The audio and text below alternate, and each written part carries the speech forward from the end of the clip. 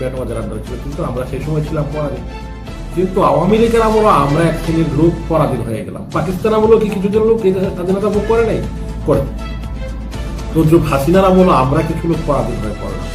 আমরা ফেসবুকে বলতে পারি না, ইউটিউবে বলতে পারি না, মেসেঞ্জারে বলতে পারি না, আমরা সভা সমাবেশ করতে পারি না, আন্দোলন করতে পারি না, অধিকার চেয়ে কোনো কথা বলতে পারি না, কোর্টে গেলে বিচার পাই না, বললে গুম হয়, খুন হয়, রাহাজানি হয়, বাড়িঘর লুট হয়, হত্যা করা হয়। তখন আমরা যখন পরাধীন হয়ে গেলাম, তখন এই পরাধীন জাতিকে স্বাধীনতার চেতনা আমাদের ভিতরে আস্তে আস্তে আস্তে আস্তে লালিত হলো।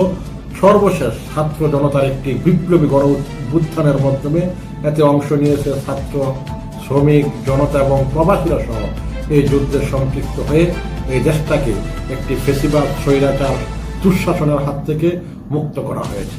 এখন আজকে হয়তো অনেকে বলছে আমরা কেন ওই সরকারের কাছে, মানে ওই সরকারের অধীনস্থ রাষ্ট্রপতির কাছে শপথ বাক্য করেছি।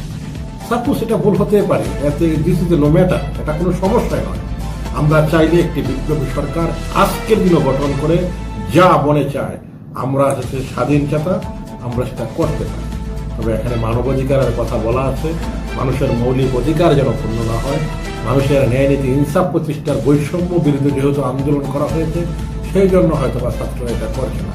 যদি চায় ফেসিস্ট হয়ে সেটা করার, তার অবৈধতা কেউ দেওয়ার নেই, বৈধতাই দিতে হবে। আমি এই বলে আজকের মতো বিদায় নিচ্ছি। চুর নয়, তারা দেশের রাষ্ট্রীয় সম্পদ তাদের নিজের বলে নিয়েছে। এই বলে আমি আমার বক্তব্য শেষ করছি। আল্লাহ হাফেজ।